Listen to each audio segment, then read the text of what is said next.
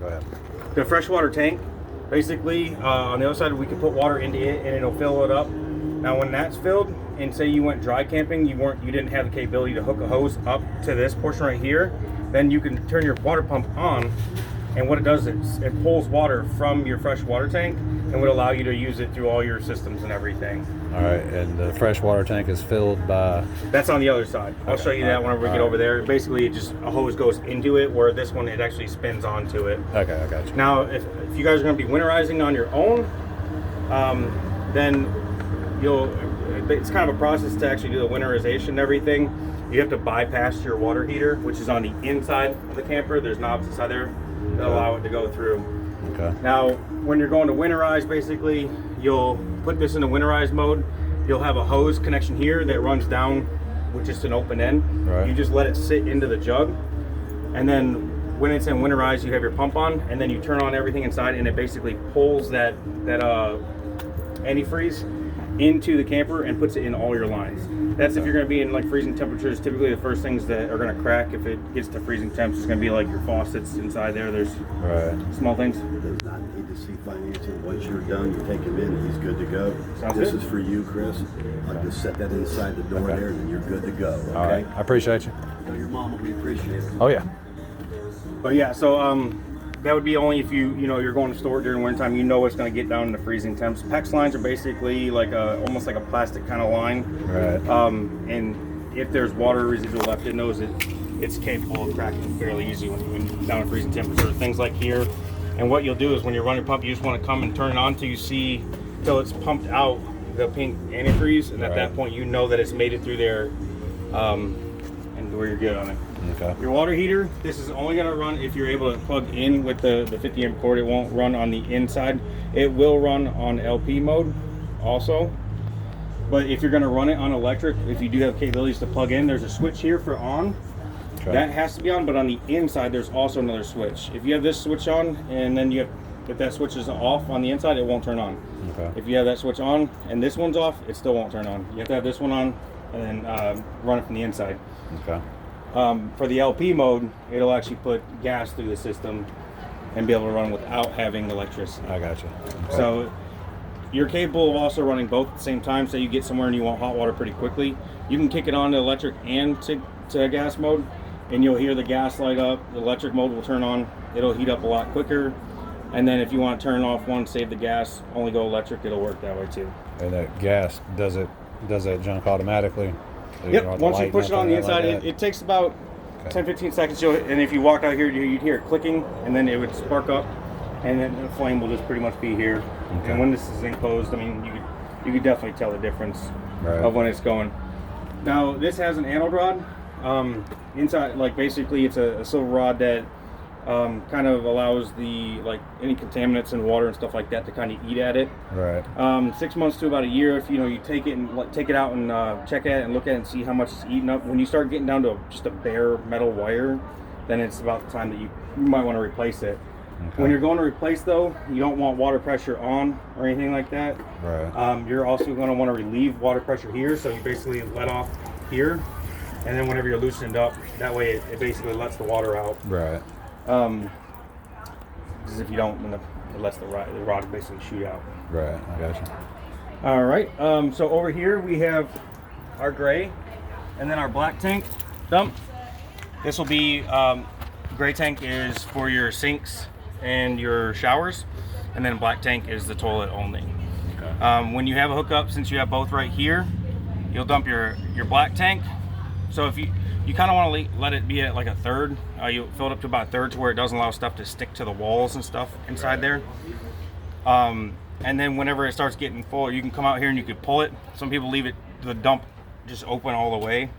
But if you let it fill up, then it stops the stuff from sticking to the sides. Whereas if you didn't have any water in there and you're using the toilet, then toilet paper can stick to the sides a little bit more and stuff like that. Right. So when you go to empty them, if you're getting like to about a 3/4 or something, pull the black tank dump and you can pull this one and it'll go to the hose that runs to your drain out there. Okay. These right here are just these are your low point drains. So all your water lines that you have inside the camper this will basically drain them out, and there's still gonna be some residual water in them, but when you're going to winterize, you pull these caps off and let water come down off these as well. Okay. Now for the black tank, like I was telling you, the stuff that goes on the side and everything, like if toilet paper sticks to the side of the wall, you do have what we call a black tank flush. Okay. So what this does basically is you'd hook your hose to this, and inside your black tank there's like little sprayers, and they would spray the walls and kind of help clean your sensors off and everything. So it's good that when you're done camping, at the end of it, you dump your tanks, and then Flush you'll it come out. and it'll basically, you leave your dump open at that point, just completely, Right. and it'll just keep spraying the walls, kind of clean them off, and you'll just see until you get fresh, clear water kind of coming out of the hose, and then Right. at that point, you know it's pretty clean. I got you.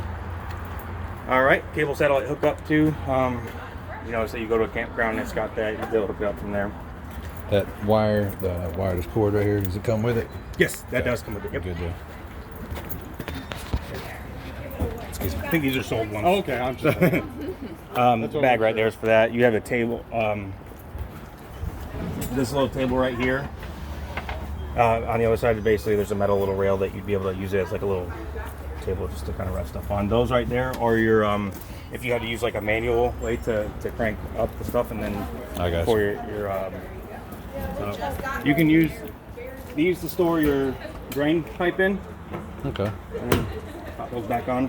Some people say that like eventually like those things end up wearing down, and then their caps fall off. I've seen people drill a hole into it and then put like a pin Yeah. to hold them in if you want to. So this is the rail I was telling you about. All right, just gives you an extra table out here. Yep, and then they also have like another version thing that I think you can hook up here will allow you to you know, connect something up to that, like another little table. You have your outside TV connection right there, and then a plug if you want to set a TV on it as well.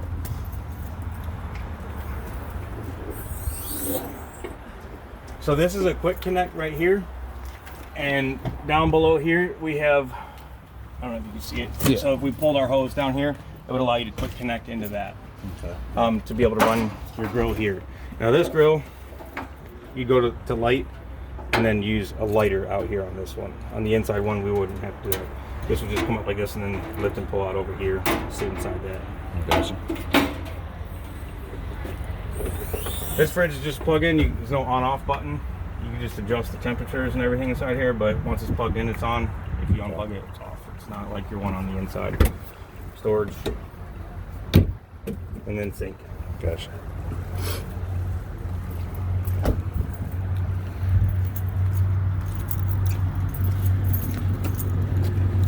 It's open. I had to close it earlier. Okay. It was swinging in the wind. So this is your leveling system that we were talking about.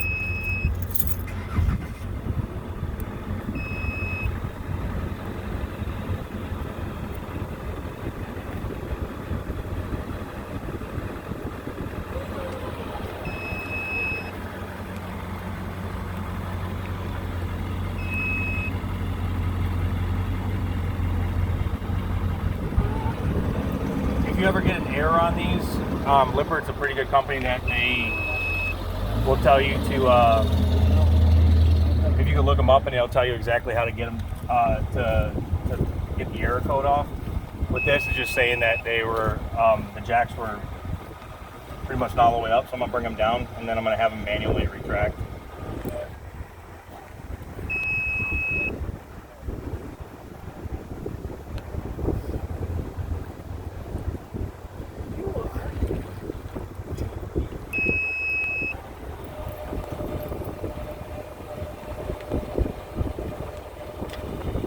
Now you see I'm hitting retract and then I'm holding it down, but there's also a version that you can get it to where it'll auto retract them.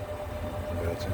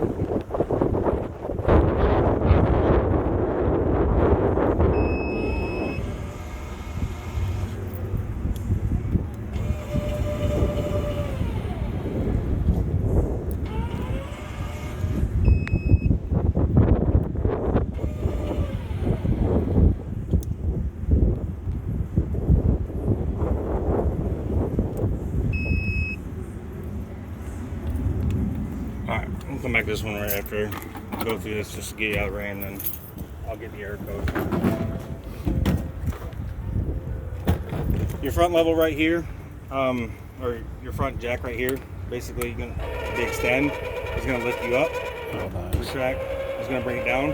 This is gonna be your main kind of level system for it. The other thing's also gonna help out. So once you kind of use this one to get it pretty level to it, this is just your light right here. Once you get it pretty level, then you'll do the other one and it'll get it more level. And then at that point, you can lift this one up and it'll be, or you can leave it to the same thing on it. Two different tanks. You have a regulator right here. When the lines are out of gas and everything, this will be red. Whenever you turn this on, it'll turn it green, letting you know that there's gas in this line. This is pointing this way. Now say you were using this tank and then it's turned red, so you ran out of gas here. You would just turn this down to the other side and then turn on this tank. At that point, then you can take this tank, turn this tank, or take this off, and then you can go fill this tank by just loosening these up. Put it on there. Now, you can put it in the middle and it'll pull from both, but if you're pulling from both, then you're gonna probably run out of both at the same time. So if you're just using one at a time, you can do that. But if I took this off and I bled the line out, you'd see that it would go red. But it's on right now just so I can show you inside that the gas is working and everything. You have two batteries. Inside here are 24 series batteries. And they're ran in series. You have a fuse here to it, and then you have your battery disconnect right here. Right now it's in the on position. So whenever you get done camping and everything, if you want to cut power to it, you basically just turn this and then pull it out. And that'll stop pulling power from your batteries. Okay. While it's plugged in, it's still going to be able to get power in there though. So if you're plugged in, you're good. But if this is in the on position, you charge your batteries while it's plugged in. Okay. Then your 7-way chains, and this is what you'll use to your breakaway cable to hook up. Gotcha.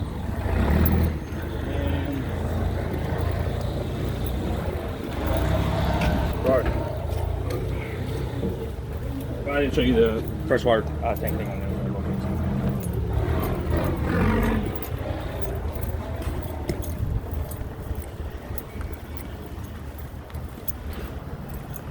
So your fresh water is right here.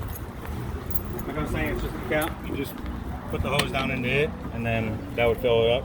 Yes. On the inside, I'll be able to show you to where you got the connection. Now, let's see.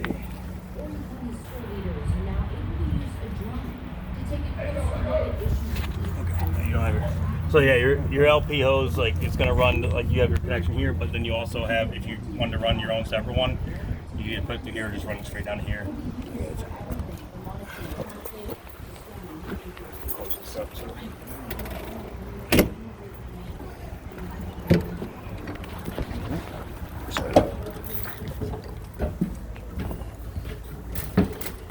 Now inside here, we're capable of controlling everything pretty much from here. So like I was telling you, if your electric water here, if you want to turn it on that way, as long as that switches on the outside. Aisle light, step light, you have tank heaters. So if it is cold outside, you're able to turn that on, and it'll keep your tanks from freezing up. Water pump, like I was telling you. So we're not connected to water right now, to city water. If I turn on the water pump, it would allow me to pull from, can you hear the, yeah, that's pulling it. So the second I shut it off, if you're hearing that go and you know you're not running water, there's a leak somewhere or something's running. So if you stop running and you run it, you'll,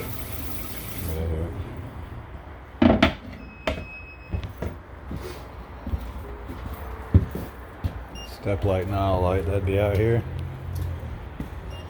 Yep, your step light's right under that, your aisle light's right here. Oh, okay. Awning lights is already on out there. Awning retract for both your different awnings, and then your extends, and then your slide out room. So that one's running that one, that'd be in. Side 2 is your front passenger one. And and then your slide room 3 is your bedroom, which is going to bring the bed in. I'm gonna go cut that thing off real quick.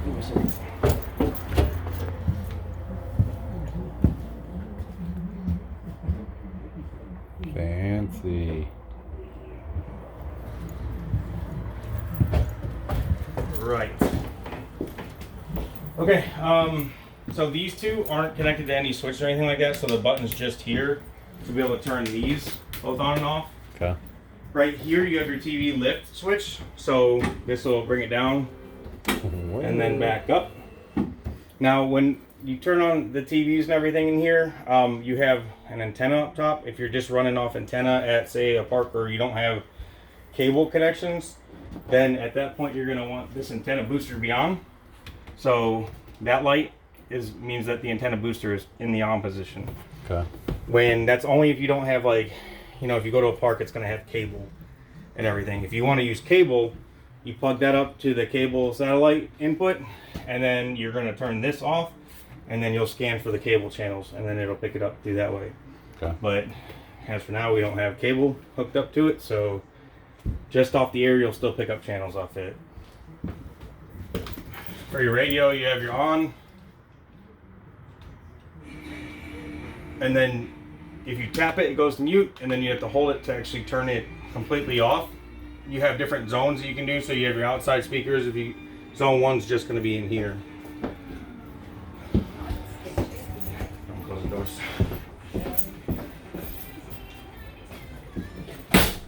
Oh. Every time people are like, oh yeah, like so. That's funny. So you have your remotes here for that. You also have your sound bar, and then you have your fireplace. Now your fireplace, cool. If you go up by temperature, it'll literally it goes up to 82 is the max of it. You can also use just that to where it dims it for the lighting, and then the heat, you have low and high. Gotcha. And then the timer to set. Cool. You have day-night roller shades.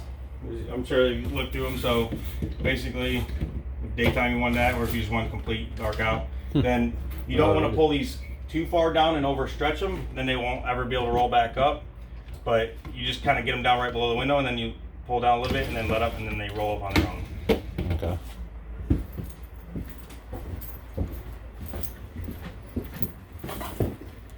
Light here, fan for if you're cooking or anything.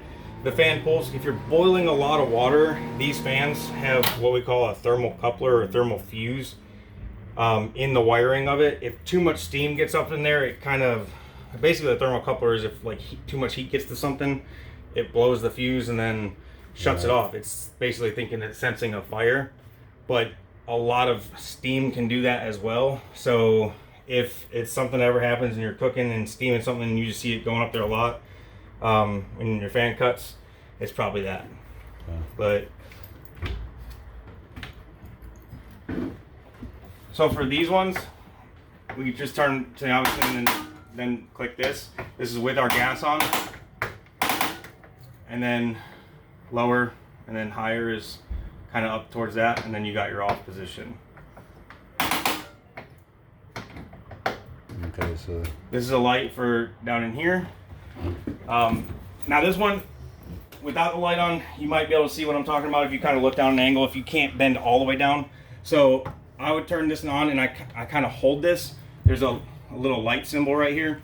You hold this in and it puts gas to it. The first time, if you're purging the lines and you don't have any gas in them, you might have, it says you can hold it up to a minute or two. But when I'm clicking this, you'll kind of see a spark down here. Yeah, I see it. And you can kind of go off it. Now when it finally lights, you'll just see like a blue flame. So I'm just gonna hold it in for like 30 seconds or so. See? I don't know if you can see it. Yeah, I see it. All right, so I'm holding that in still for a second, and then I let off, and then at that point I can turn it, and then you'll see the flames kick all the way around. So it can be a little tricky, but you just need to hold it basically on the ignite flame thing for about, I mean, you saw, which I've purged the lines already, but maybe 10-15 seconds. Then it gets enough gas into it to actually ignite it. Okay. How do you know what temperature you're at? Right here on the knob. So 320 is the okay. lowest, and I then see you right got there. 490 is the highest. I got you. And then just make sure that whenever you're done using it, turn that back in the off position. You want that one to be straight. Okay. You have your LP detector right there, so if there is a gas leak, this should be going off to let you know that there is one. Refrigerator? Yep. On the back side, it's kind of like the pull. Okay. Now for this on position, you can put it to auto. And on auto, it'll take, when the electricity's plugged, it'll take from that. Now, if you unplug it, while it's in auto position, it'll kick on the LP. So if you were, say you were like camping and then you've got a bunch of food in here and you're bringing your camper back somewhere and you don't want anything to go bad in it, you could put it in the LP mode or just an auto, and it'll basically keep running just off gas. You have to leave that on though, Right. while driving, but it'll stay cold Right. until you get there. And then your temperature, 5's coldest. Right. And you see, I mean, it's only been plugged up here for a little bit, but you're already Yeah. pretty cold. See the moisture. The And then coming there out. is instructions right here, just in case. Okay. All right, GFCI right here. Any other outlet you see with a GFI sticker, all those run to this one. So say there's like a blow dryer being used and like a vacuum, and then you've got like multiple things being used, and then all of a sudden that thing stops working right there. You know, come to this first, and if it's off and you see that, then just try flipping on and kicking back on. You might just overpower the system. Okay. You're right. You have, this controls 2 different systems right here. So you have your mode. Mode's gonna let you flip. You can see that it's, or never mind. So you got your zone 1, zone 2, and then your system. So it's cool and heat, and then off. Okay. Your mode basically is going to be your fan speed. So if you want high, low, or auto, on each one of those. So say like, you know, summertime you just want it kicked on full time, you're just going to put it in the high mode. If it gets really hot outside and you have it on auto and then it gets cool in here, it's going to shut off, and then when it gets, you know, too warm, it's going to kick back on in the auto position. Now the problem is with that, sometimes the manufacturers state that when it's continually trying to run a compressor and stop and then run, it has the ability to freeze up. So they recommend leaving it on just full time, like in the summer months and everything like that. Otherwise, your fins will start freezing up, and then it shuts off until it was able to get back to being thawed out. Gotcha. But when you're in heat mode and stuff like that, it's going to come from the floor registers, where in the summertime, you know, for your AC, it's going to run through here. These are your dumps. So when you first get in here and you got your AC on, dumps are basically just going to push air out of here right from the AC unit, and it's going to come down full force and get really cold right here in this area. Right. After about 20 minutes or so, you kind of want to like let off that, and what you do is you shut these, and at that point it starts putting the cold air through all these vents. The only reason we say that is because at the point that it starts cooling down in this area, it starts pulling the air back in that's cold, and then it can start dripping down from it. So once those are shut, it'll push them out through here, and then your one in the back is the same way. Now all these vents come to each other the way, so if you didn't have this one on, you would still feel a little bit of air coming through from the front ones. Right. But if you have both on, it'll push out full through them both. You have charging station here with the just the USBs and everything. Right.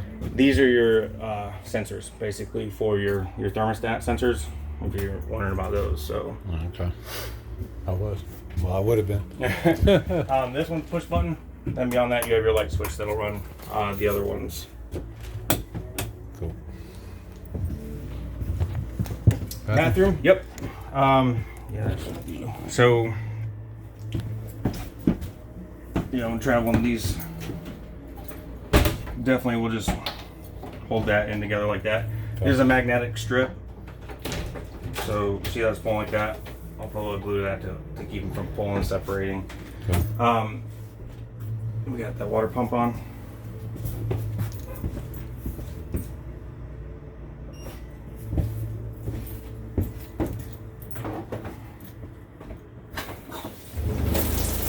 So their little ecosystem and everything right here, basically, if I had this on, this way would cut it off. This will actually change colors. This is their way of kind of like, I guess it's called like a shower miser, some way to save money. It's a pretty kind of a confusing thing to do, but it's almost like its own on-off switch. But when it's hot, like the hot thing will actually change that in color and turn it full white. And that's the way, I guess, to like kind of save on the city water and everything. This switch right here would also be a cutoff as well for that. Gotcha.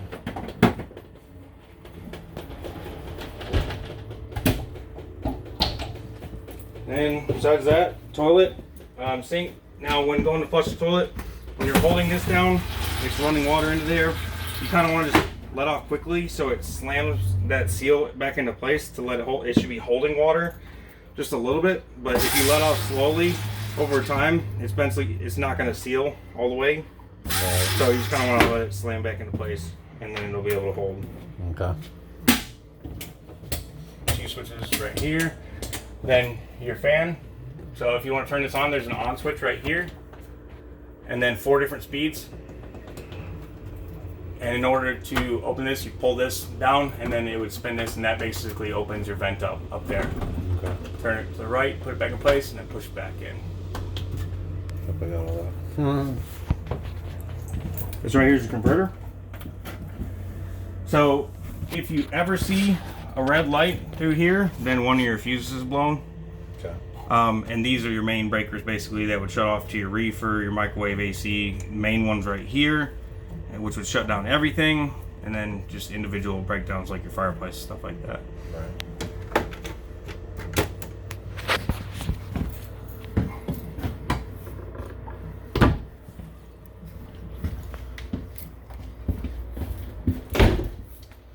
All right.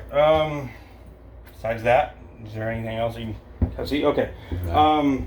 Should be good. I'll go ahead and then. So yeah, these things too. These come with an extra gas flow too for that extra hookup out there. Okay, I think that might have been one of the things she was asking about. Make sure it was coming with the gas grill, and then there was something else. TV. There was a big box inside here. That should have been for that. Okay. And then the hoses, I need to buy those inside, I guess. You just gonna get the one for the drain? It's a $100 card, so whatever I can give it $100 I need for this. Okay. Probably a water hose too, huh? One of those drinking water hoses. Yeah, if you have. Yeah. So this is your water filter. If you guys want me, I can install this before you take off too. That way, it basically filters your water through. Your water filter is back there, so I'll show you behind the panel whenever. If you go inside, then whenever you come back out here with the hoses, we'll help you set it up, and then we'll get it put in. And then it comes with this as well. Got towing. Tire monitoring system. Right So you just plug your system in and it tells you what your tires were at. Cool. This right here is the filter, or not. Basically, would for your water would loosen the filter. You slide it all the way up it, and then let you loosen it up. Okay. All right. Inside the manual bag, basically you have all manuals for everything. It's for your hose clipper outside too. Pretty much any part that is in here, TV, everything has something to it that will tell you about it if you need it. Okay. For all parts, components, and everything. And then Forest River's cool enough to make. So if you ever have an issue with something like that, and they're like, well, do you know like the model of it or something like that? Anything that is in here that could have a model, serial number, fireplace, TV, you name it, it'll all have it listed on one of these two. Okay. So even your awning, and then you could tell them, if I'm having an issue, this is the type that it is. That way you don't have to like remove the TV to get the model number off it or something like that. Right. So if you ever have an issue and you want to come and ask me about it, you can just say it's this type, or I'm trying to buy a new anode rod for my water heater. This will give you this without having to find the sticker on it. Okay.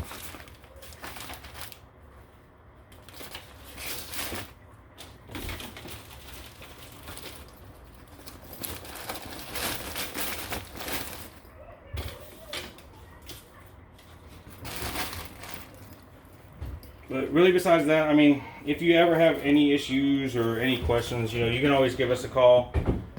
And then a lot of times, you know, a lot of people, they have forums from. Hey, this is a sold camper. Sorry.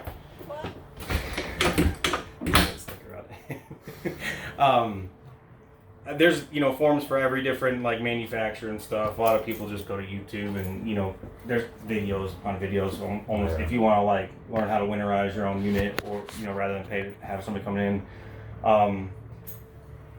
Warranty covers up to 90 days for seals on units. So like once it's bought, basically the outside of it and everything like that. It's recommended every few months just to go out there and check, look at your seals. If you have seal voids, silicone them. The roof is a little bit different. We use lap sealants and stuff like that, either self-leveling or non-sag kind. But if you ever do get a seal void, it's best to like get it sealed up as quick as possible. That way, like things like rain and stuff don't get in, and then you got a water leak, and then once it gets inside, you know, you can damage all kinds of things. But we check ahead of time. We reseal any spots that we see. But for you guys, you know, it's just something that is maintenance on a camper. You know, we can do like the roof preventive maintenance on like campers that over time, you know, clean the roofs and everything like that. So really beyond that, anything else you think you got questions on or anything like that? Nah. Okay, then